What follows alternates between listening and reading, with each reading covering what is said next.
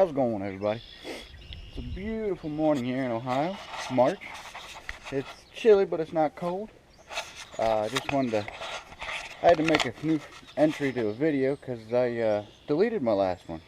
I can't put a video up without a beginning. So I just figured I'd give you a little more information on what's going on. So we got right here a chicken tractor. Somebody give us a chicken tractor. They didn't want it no more. So we got to put chicken wire around it and get some roofing on it before May. So when our 70 meat birds show up, they can go inside this when they're big enough. And that's where they'll spend the rest of their life. So, and where I started you guys off with our winter rye for the garden is sprouting up. You definitely see where the chickens went through after I threw the seed out. I don't have a seeder. So. But I figured I'd give you a little update of what's going on with the pigs. Jump in here, see how many are still sleeping. They're still little enough that they can jump through and be with the big pigs. One's dumb enough, she got her foot stepped on, now she's limping. Hi, guy. Right there's a male and a male. I think their friend, the female, went to get, yep, I think she went to go get a bite, something to eat. So, I'll jump over on that side. I don't know what to call this one. Karen says Comanche. I say stripe, dingus. She likes to eat my boots, and she likes to get scratches. Huh. You like to eat your scratching, don't you? You want to taste the camera?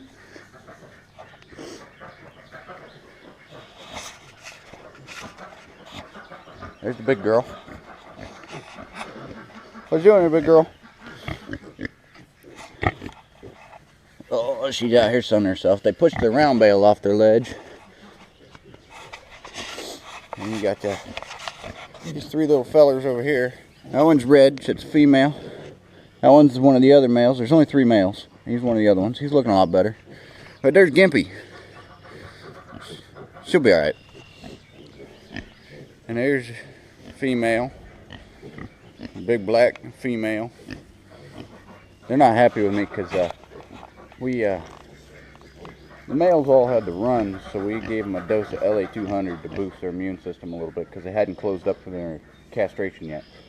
The runs were coming right down their butt, and it was just a recipe for disaster. So we went ahead and gave them a shot of LA-200. By the time they're butcher size or around her size, you'll never even know that was in the meat. I mean, they got 4 or 5 months to go, so they're in good shape. And that one just crossed over. The little red's the only butthead that's still over here, and she's a little turd. She likes her scratchings, but she's a turd. So we gave the males a dose, and they all perked up. They're doing good, but they don't like me right now because I had to pick them up and hold them while Karen gave them the shot. LA-200 is an all-around good thing. Treats chickens, sheep, pigs. So, they got some slops from the house this morning. Step down in here. But I'm going to show you guys another video in a future video here soon. I'm going to upgrade the way I water my pigs. I'm not going to carry buckets or run a hose anymore like this. I'm going to use the hose, but I'm not going to have the hose up here every day. I'm going to take a 50-gallon drum, and I'm going to plumb nipples off of it. And I'm going to put it on a platform outside the pen so they can't knock it over. And I'm going to run the nipples to the inside of the pen, just the inside, so enough that they can drink out of it. And I'm going to make it so it'll come apart too. So, that should be a future video. But for now, I just figured I'd show you guys the pigs and start a new intro to a video for the braces, which are done. And these two guys are getting ornery. They go to butcher, and I think I figured up 42 days. And I think they're about 100 pounds right now. So they might end up being a little light. But that's okay. She'll definitely be over 200. I think she's 200 now. What is with my feet and you guys? All I do is step in your guys' crap. So that's what's going on right now. I'll show you a video when we do the chicken tractor, building it up. When we set that trough, that was the thing under the tractor. There's a feed trough I picked up. We'll set that in the pig or the sheep field, and I'll show you a video of when I spread manure. It'll be the first time for me and you guys with me. I've never spread manure before. I've never even used this manure spreader. But I got manure to spread, and I'm going to try it out because I think it'd be cool. And we'll get this water built in another video, and bring you guys along on that one too. So thanks for watching. Enjoy the rest of the video. Like I was saying, the way I was trained and taught, proper bracing for a woven wire fence of any gauge of woven wire, I prefer the 642. It's decent. It'll come up to about right here, and then I'll put a hot wire fist size above it, so about right there. And when I mean double span brace, I mean it's basically a double H brace. If I was just doing high tensile electric, I would do a single span H brace. So this is what a double span brace is. And this is an end brace for a gate. I'm going to have a gate here. So what you do is down in here, you drive a staple to hold the wire down. And then you make sure your post is, for me, I want my post at 52.5, 51.5, somewhere around that range tall. So I make sure my posts are that high.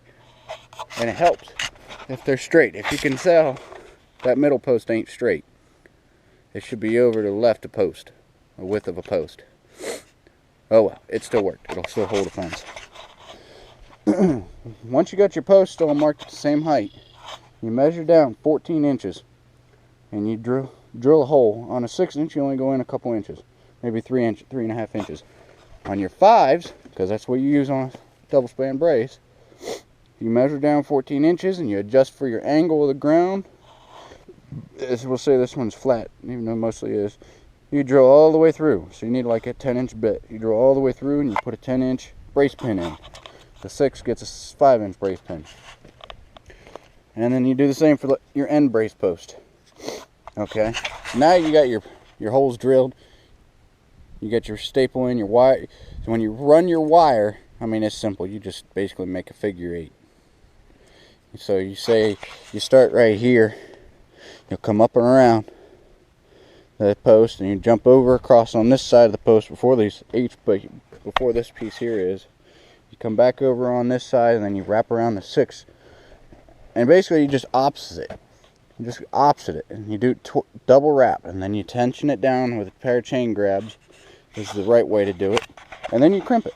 And I broke my wire, and this is what a crimp will look like.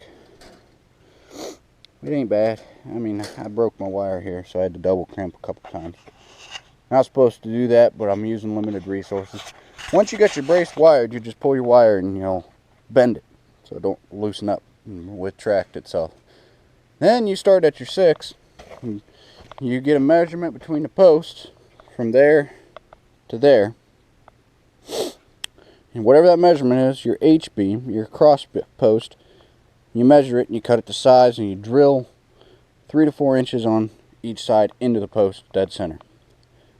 And then you repeat the process on that, between that gap. Once you got that done, you slide the post in. You can see the base bit there, the stake. That dropped the camera. Once you get to this side, remember you drilled all the way through. Drive the brace pin all the way this way, so it's just flush with this side of the post. You got the majority of it sticking out here. Get your horizontal beam in the gap close, and you use a hammer and you drive it over, you line it up, and you drive it into the hole. And then you leave out 3 or 4 inches on this side. So you should have 3 inches or so on this side. And then you basically repeat the process. You start on this side, you come down here, you get your post in, you drive it through, and this one I drive through that far. On the middle brace, I got it out here. So there's plenty for this next post to sit on. Once you got that in, you're good to tighten your post up. And you tighten it up, it's very tricky. I've broken wire several times. You want to drive it in or tighten it up as much as you can without breaking it. You want it tight. You want all the pressure you can generate from this post pulling against that post. You want to try to push that post over with the power of these braces. And the reasoning behind that is when you dead end your woven wire around that and you run it up the hill and you hit your end of your wire at that brace corner, you can stretch that wire tight, and that would pull that post back. If you had no brace, or you had just a single span brace, after time your brace is going to lean. It's going to lean in. And that's the reasoning behind a double span brace for woven wire. There's more tension on woven wire than there is high tensile wire. So this is a finished double span. This is my first brace. And way up there, I don't know if you see the corner, but I'm going to walk you up here to where I'm working now. I'm on the second corner. So some of the tools you need to build a fence brace: you'll need a chainsaw to cut your posts down to size. You'll need high tensile wire, a hammer to drive your staple and your brace pins. I just use these standard staples, double barb. You'll need ow, what they doing me? Ow, stinking briar. These are my wire splices. They are 12 gauge wire splices. You can see the size of them there. Once you got that in there, oh man, I forgot brace pins. Oh well. So, and then another thing you use, you don't have to have these. These are wire cutters. They just make life easy. I don't have to try to use these to cut them, because they got a cutting section in the very bottom. But these are your crimpers or your fence tools, a staple puller. This is a multi-tool. If you're going to build fence or have fence on your property, I suggest you spend the money and get this tool. It's made by Stay Tough. There's other people that make it. Stay Tough's the one I got. It's the most economical. It's got strippers, crimpers, cutters, 2 sizes crimpers, 3 sizes crimpers actually, and then pointed tip for pulling, and this is your pry piece. It works really well. And then if you're going to build braces this style, right there's what I was talking about. I got my wire just tight so I could stick my posts in. I got to crank it down and crimp it, and I'm going to show you guys how to do that here in a minute. You need a set of chain grabs is what I call them. You just grab the wire in here, you pull it tight so it'll look like that, stretched all the way out. If you can, keep the handle up so it's easier to use, or down, whatever your preference is. And then this part here is just like it sounds. It's a chain grab. It locks chains in there, and you just walk the chain tight until the wire is tight. I did it up here. So when you build a corner brace, you got to think of things. You got to think ahead. Okay, so I got to have 2 staples. I'm going to have this post wired from 2 different directions. It can be wired if you build one brace at a time. So say I wired and built this brace, and then I wired and built that brace. You can do that. It takes a little more time. If you prep everything at once, when you start on that post, say you're cutting that post down to 52 inches and measuring 14 down to drill, and you just keep going post to post to post, you got that whole step done. You ain't got to come put a tool down, pick up another tool, and start another process on the same post. If you get a marker out and you start measuring for your horizontal post, you just go ahead and do all 4 of them. You're done with that step. So with that in mind, the first thing you do when you come up to build a brace, you drive your staple. That's the first thing. So then you got to consider on my hill, where is the highest wire, or where's the lowest wire going to be? So this one's coming downhill. So that's I wanted that to be my bottom brace. So I drove that right there as my lower wire. And then I drove the uphill incoming post brace staple for my wire for that one. And it's higher. There's a gap. This one's loose, this one's tight.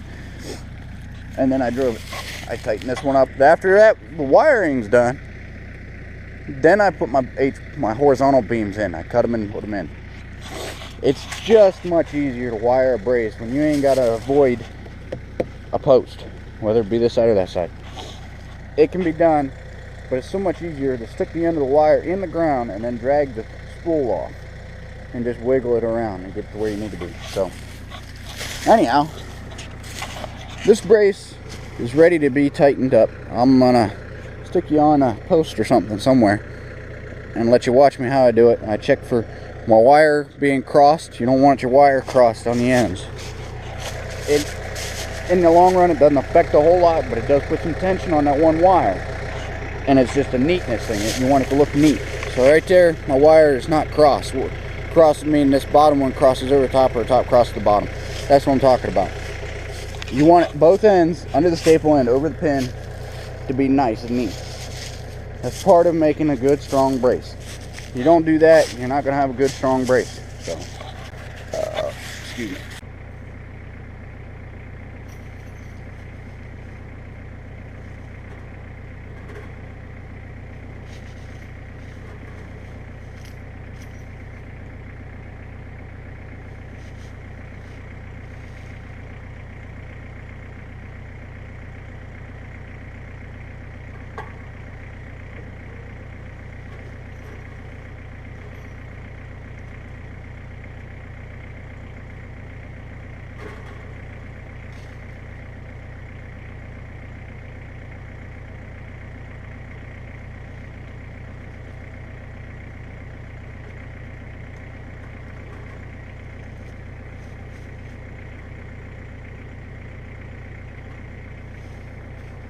You can, I don't know if you can see this or not. I might have to move the camera. So I got my wire hooked up here. I got my chain hooked up here, and I got it tight. I always try to walk it at least one length to make sure it's not going to drop off from not enough tension.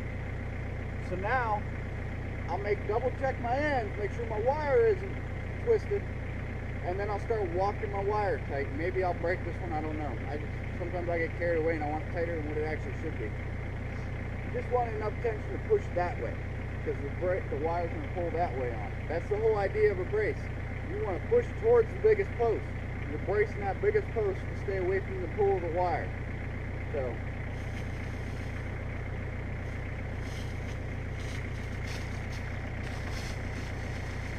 see, I got it hooked there, hooked here, hooked there. My splice is right here. You'll see my splice start to bow out as I get it tight. I don't want that in there.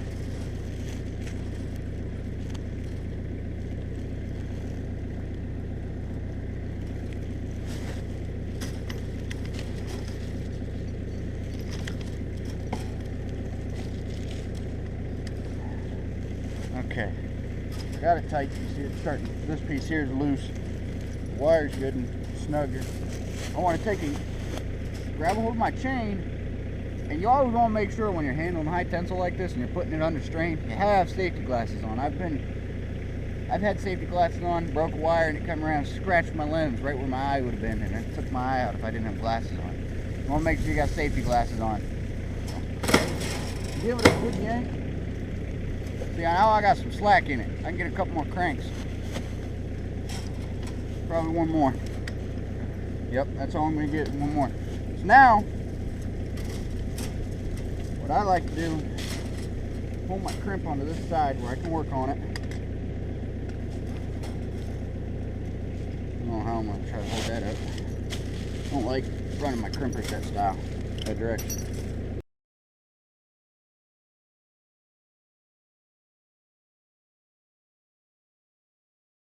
Another end, you want to make sure when you double crimps, you got more surface area that wire grabbed. And you just squeeze it, and just like a bolt cutter or another wire crimper for electric wire, you're crimped. You want to try not to wing your crimps. As you're bringing your crimps, your jaws together, you want to make sure you're kind of straight on. Oh, I winged that one a little bit. It ain't gonna hurt nothing. It's just one of them things.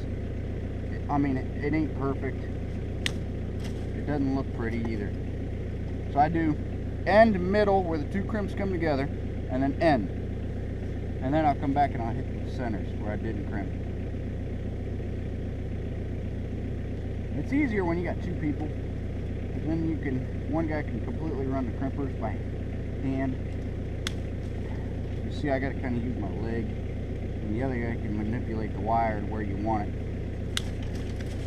And then, wire's done, right? I'm done, my fence is tight. Bend that over. Ouch, burr. That one's busted off. You could cut this, but I found it gets you get a closer, clean break. You just bust it off. So then, undo that. And there's multiple uses for this. I'll explain one here in a minute. To loosen it, remember the last crank I got, I was going backwards. I'll continue backwards to send that forward piece forward. Or that last tooth forward. Take the pressure off. Using my thumb and push it off. Then you just separate it because it is spring loaded to automatically reach up and grab. So now I'm done. I might have to use my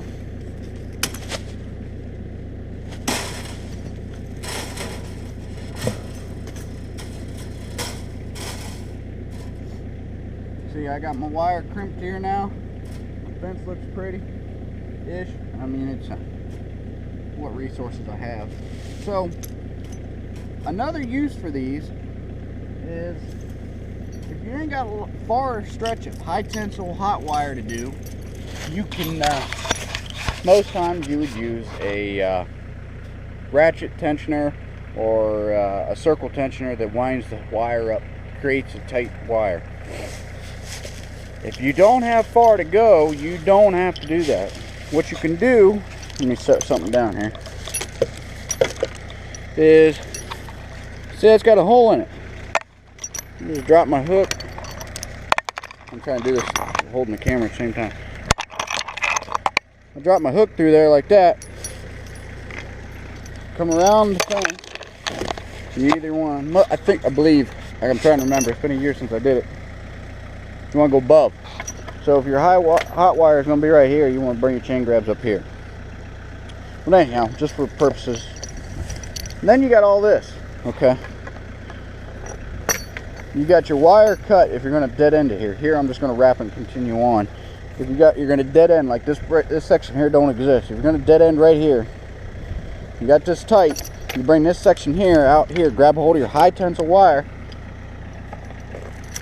grab your chain, and you'll walk it tight till you got slack down here. You'll run it through your wrap, run 2 crimps on the opposite side on the inside piece. So you have to remember, put the crimps on before you wrap. Squeeze them together, get them buttoned up perfect. I'll show you a dead end here when I get back down towards the barn. And then you get it where you want it, you crimp it, and then you release your tension, and you got a tight stretch of wire. For my front field, that's all I did. I didn't have that far to go. I didn't have such a stretch of wire where I needed to use more, because that can only go, you know, as far as that chain will, I'm only getting 2 foot of tension. On a fence like this, when I'm going from where I showed you that gate down there, I'm going clean back around to the barn, and I don't have the tool that I wanted. I want the circle tensioners, but I don't have the tool to use that. So what I got the ratchet tensioner. So I'll run my wire around, and I'll go to the middle, which will probably be right up in there, and I'll cut it, and I'll wrap my high tensile around it, and I'll crimp it on each side, and then I got a tool. I'll just ratchet it tight until it's tight, and then that's how it will stay. If it ever sags through the years, I can just come back up with the ratchet and tighten it up some more. So let's get these all loaded up and head down to the next brace, and I'll show you from scratch how to start a brace. And if you notice, these posts are tight. You move one post, you move them all if you can move any of them. So I'll come back up and I'll pick up my cutoffs.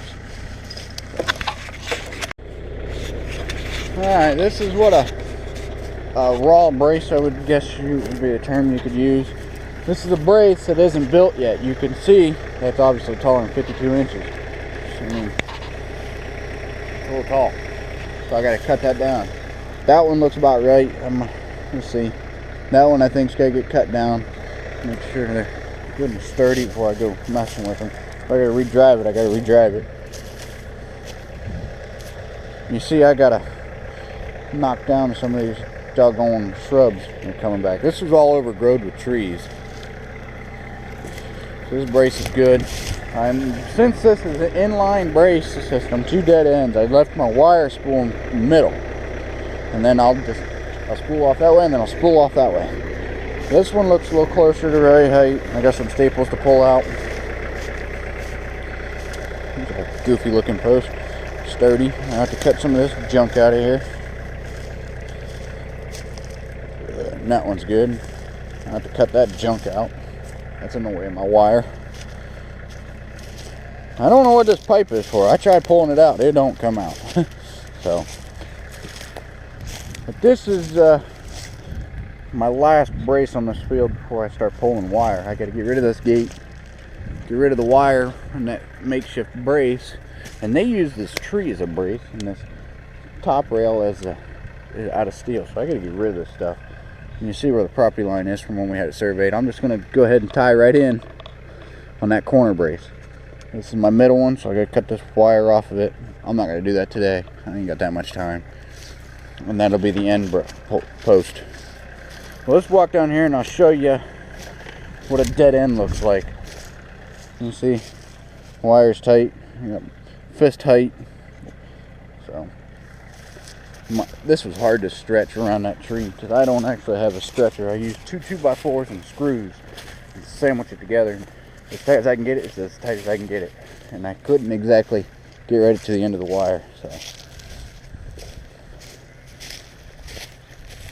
walk up here to the back of the barn. Now you can see they've been rubbing on it and it's still holding, so I don't care. This is what it'll look like once the wire's on it. But this is a dead end. This is what I was talking about. You put your crimp in here, your chain grabs will be wrapped around there. You put the crimps on before you put the wrap on, and way you can bring your loose end and stick it in. Because you can't put it on the loose end and run it through this side. It's already sealed. You staple on both sides, and this is your wrap. And then this is how I do my dead ends. I'll run the wire around the post, staple it, bend it back, and staple the bend back so it don't loosen up. And that's how you do it. So. And we got help. There's a Buford and a Dilly and a Kuker and a Ma. I'll just let you guys watch. I won't talk on this next brace. Thank goodness. I'll let you watch about how long it takes. I think it takes 5 to 10 minutes, maybe sometimes 20, depending on the difficulty of the angle and whatnot's going on. I'll just let you watch. You want to say something, Dilly? Did you want to eat the camera? No, not interested. What are you doing, Leroy? I got the rat. What are you going to catch? Carrot stuffing. Yeah. Yeah.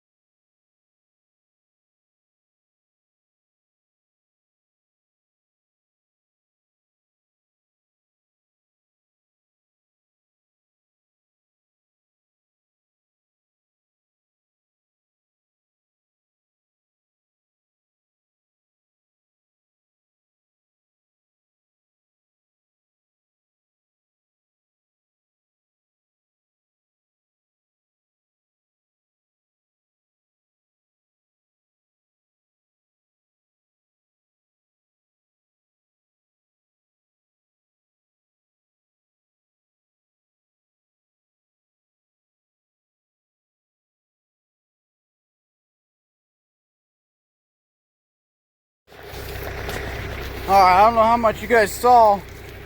I don't know how long it took me either. Probably around 20 minutes.